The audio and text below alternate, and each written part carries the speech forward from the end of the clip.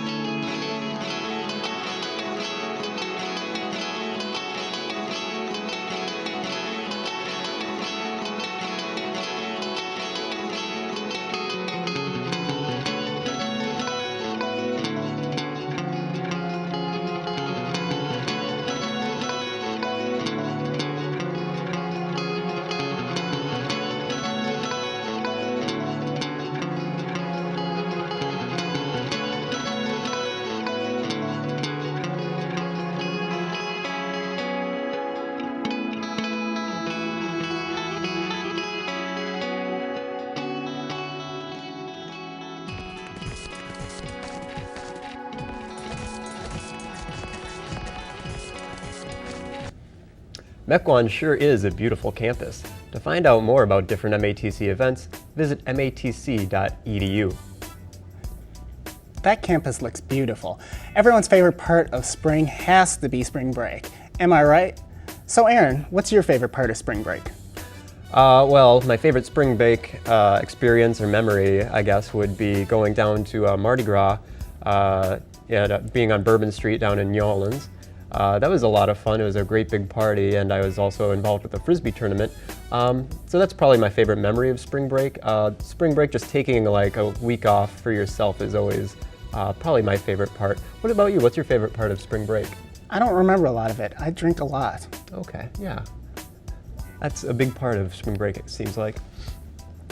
Well, I mean, since, you know, we aren't into spring break yet, you know, that means that the spring projects are in full swing at MATC, and the TV department here is no different.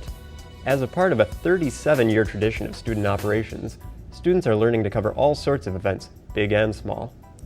Check out these behind the scenes of the new show Buckwheat Zydeco. Springtime at MATC means excitement about warmer weather, graduation, and the prospect of entering the workforce. But for TV students, it means the rite of passage called Student Operations Day. Student Ops Day is to put everything you've learned as a student together to air your programs live on Channel 36. Pretty much a unique opportunity that Marquette and UWM don't get the option of doing. For almost 40 years, students have been shooting, writing, and producing programs that air on Milwaukee Public Television. But 6 years ago, students were presented with a new challenge: shooting a live remote. Remote, you take all the elements you have in a studio, your basic setup you have there, and you try to bring that into a field-like setting and make it feel the same as what it in studio. Kind of like a traveling studio, and then we set up all the cameras and attach them and the audio to the truck and are able to kind of bring the studio to the outside world. With us, we have a 40-foot TV production truck that has a maximum of 8 cameras that we put in there right now. When students cover a live event with the remote truck, it's a lot more than just showing up for class. Students build cameras, set up audio, and even construct a flying arm for a camera called the jib. When you go out to a remote, you now have to figure out how to do everything from scratch, basically. Camera placements, problems of wiring, dealing with the staff outside.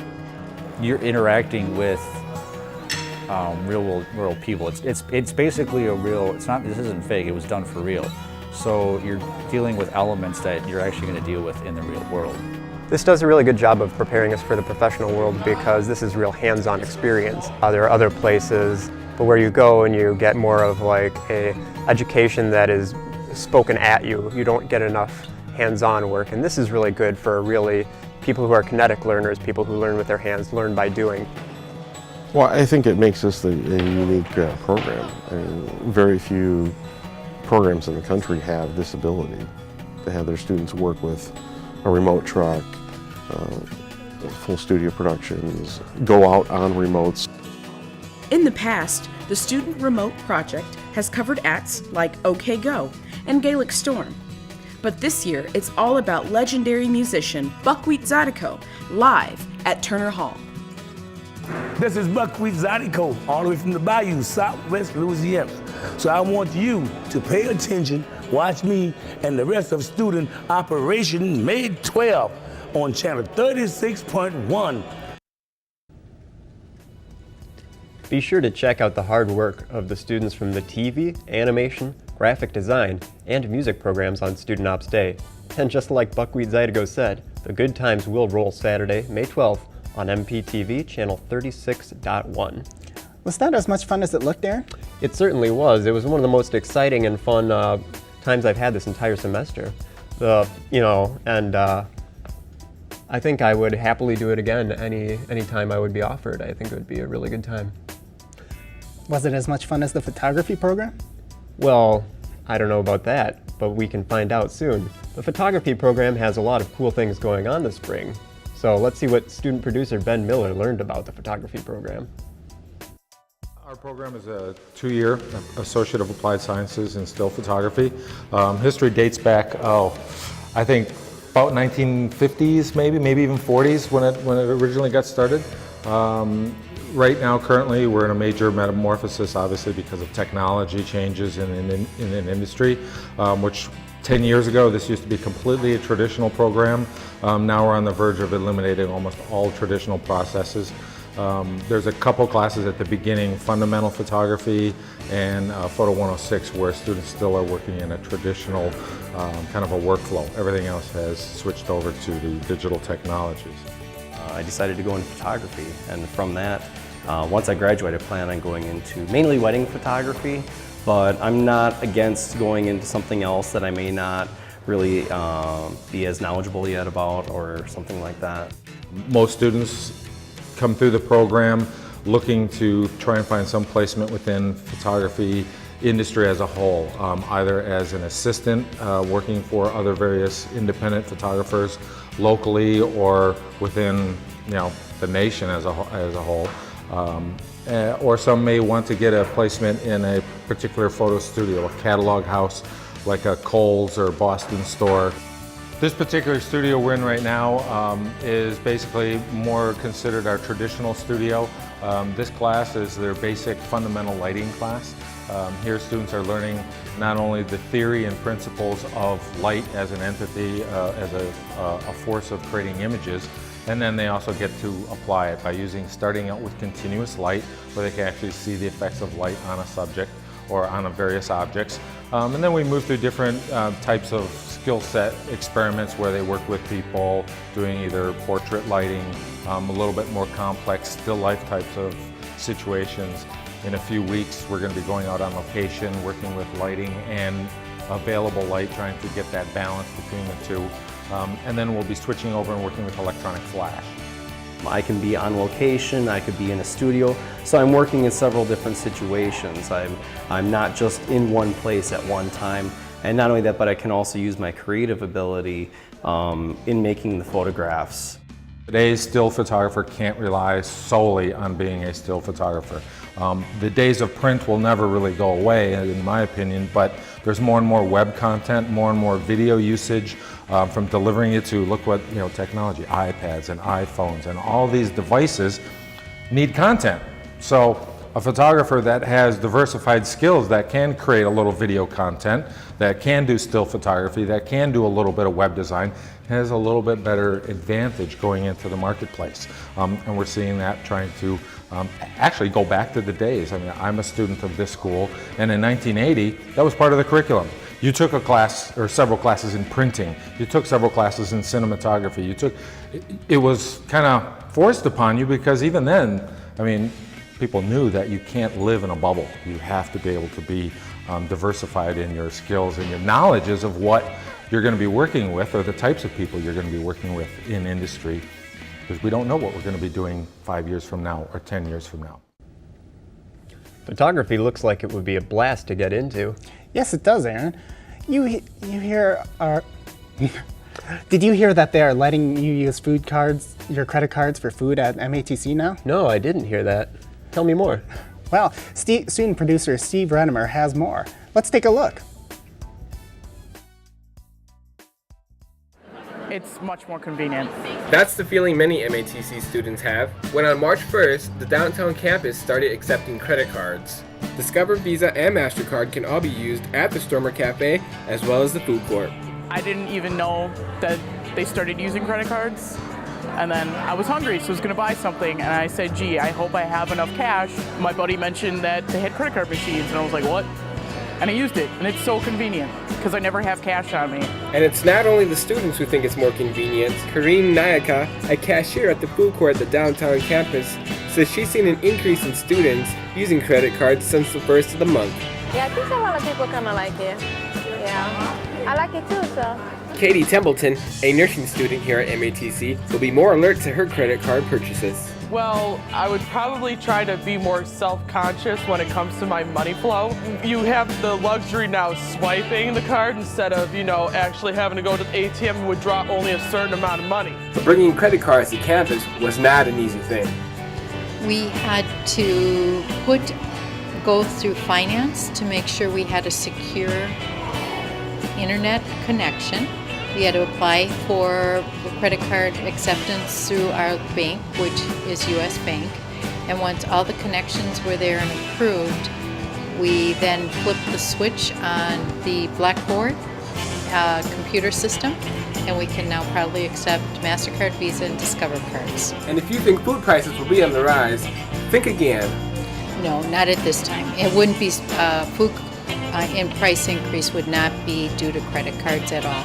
We are actually looking at this as a service for our customers, and we anticipate the increase in volume to help offset the costs that the credit cards will be costing the college. So it's a win-win for everyone. Still, a lot of students wonder what took MATC so long to implement credit cards on campus. I have no idea. For the past however many years I've been coming here, it's just like, why don't they use credit cards? And then they started using the campus ID, and it's like, well, yeah, that's convenient for stuff like parking and using the vending machines, but you still gotta get cash and then put it in the thing and put it on your card, and then you gotta go use it. To be completely honest, I have no idea why it took so long for them to implement the credit cards. Maybe it's because they wanted you to focus more on using the Stormer card than utilizing the credit card. They wanted you to use their services. But let's not forget about the Stormer Pass. You can now use your credit card to add funds to your pass. For Stormwatch, I'm Stephen Radmer. Well, I know that's sure going to make my life a whole lot easier. It sure will. So what better way to enjoy spring weather than with volleyball? Check out what these volleyballers are up to. Many of you may not be aware of MATC's open volleyball events, but it turns out it's been going on for a few years now. It's been about 3 or 4 years now. It's been a great way for us to build awareness for the volleyball program here, because a lot of times people don't realize we have any athletics at all, much less a women's volleyball team. The coaches hold their open volleyball as often as they can, and are more than willing to put in the extra time. It's held 2 times a week for the month of March and April, because otherwise it's an NJCAA regulation that we can only have contact with our players for 2 months out of the year during the off season. So the coaches aren't allowed to have any physical contact with the players until season actually starts in August. The spring open volleyball events are open to all who are interested. Any female that's eligible to play or an actual student here is welcome to come. So we have some girls that still go to school here that have already put in their 2 years of volleyball that come, and then we also have girls that aren't even sure if they want to play volleyball officially on the season, come to our open gyms. Going to open volleyball is a great way to build up your skills, whether you're starting from scratch or have been playing for a while. We have quite a range of talent and experience just for the open gyms especially. So even tonight I was helping someone learn the very basics of how to pass, so how to stand, how to hold your shoulders, how to relax a little bit. And then we have the more advanced players that almost coach themselves as far as just getting reps in if they want to work on some hitting or if they want to work on some setting, that kind of thing. Open volleyball is a great way to build up your skills in the spring, especially if you are interested in playing on the team. Practices start just before the fall semester. Usually about the first week in August. So then we have maybe 1 to 2 weeks of actual hardcore training before our first game hits. The coach feels very confident about the team's upcoming season. It's pretty good. I don't know if you heard, but we didn't have the greatest season last year. So this year, and especially since we've had the same coaching staff carrying over again, this program is starting to be a little bit more established and attracting some actual talents. And not to say that the girls from last year weren't talented, it's just that they had so much to make up for the people that had already been playing for 12 or 14 years already. Next season, well, we have a couple girls right now that are interested in playing next season that are really, really fast learners and really good with their hands, really light touches. So we should have a pretty good season next year. Hopefully more people come out and more people are interested, but I think we should have a pretty good season next year though. Now I'm ready to get out on the court. So we heard earlier that you guys have a Student Operations Day coming up. What's up with that? Well, you know, we have a Student Operations Day with all the students where we're taking over channel 36.1 on May 12th. We've got some great student-produced shows and a few live shots, and of course the full-length Buckwheat Zydeco show, which was a blast to work on. Here's a little peek at what we've got for you. Spring semester at MATC, the second-year TV students do a show called Student Ops, where they take over the studio for the whole day. I caught up with the general manager to find out more about Student Ops. Student Operations is a collaborative class project that the second year students here at MATC and the television program do. It is a day that is dedicated to student work on channel 36.1. All day, it's all student produced. Student produced shows, student produced animations, bumpers. It's literally as if the students have taken over the network for the day. And what we're trying to do is try to create as much unique, expressive content as possible. The theme this year is Celebrate Existence. I came up with the theme as a way for every student to express their individuality and creativity. So that theme gives us the ability to, and all of the students the ability to do whatever they want. And that's what I'm trying to give to my classmates. So our student operations management team, myself, I'm the general manager. We have AJ Panyasopa is our studio and field supervisor. He's responsible for all the equipment being checked out, what equipment is being used where for different productions. Our post-production supervisor is Aaron Bradley. He's there to help with editing, help tighten everything up, help people make their projects better through editing, and also giving us the resources to make all of our projects better as he is well versed with editing software. We also have promotions directors, Stephen Radmer and Devin Tusek. They're both responsible for promotions throughout the city, all over the internet, air, radio, television waves. They're the ones in charge of promoting Student Ops Day, May 12th. Other student work that's brought to us through the university, through MATC, through the graphics department, through the music department, through the animation department, 2D and 3D animation. We're working with them to bring all of their work together and work kind of collaboratively. So we have those people working on introductions to shows, different interstitials or graphics that may appear during the day. Those are all student produced, and so I'm basically there to put everything into order and just make sure everybody's doing their job. So the general manager is in charge of everything that happens on Student Operations Day, from every student's individual program that they're required to produce to the day of programming and everything that is involved with that. People come to me for answers, for direction, and for general guidance. We have two 2-hour windows of live production here in the MPTV studios that is required. So I'll be heading up that May 12th. You heard it, May 12th, Student Operations 2012, channel 36.1. Don't miss it.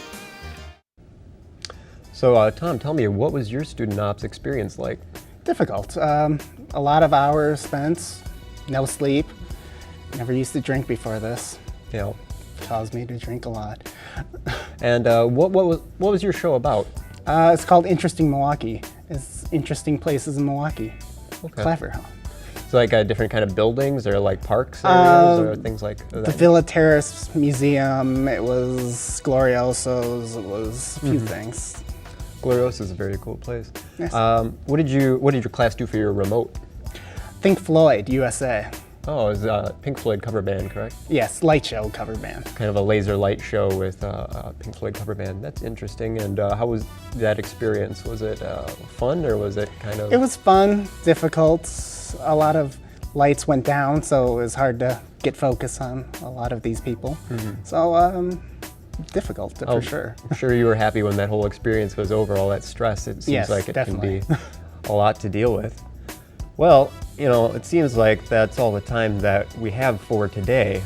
I'd like to thank my co-host, Tom Senholtz, for joining me. Tom, thanks for being here. I really appreciate it. Thank you. Yeah. I'm Aaron Bradley. Thanks for watching Stormwatch, and be sure to join us next time, same place. Have a good night.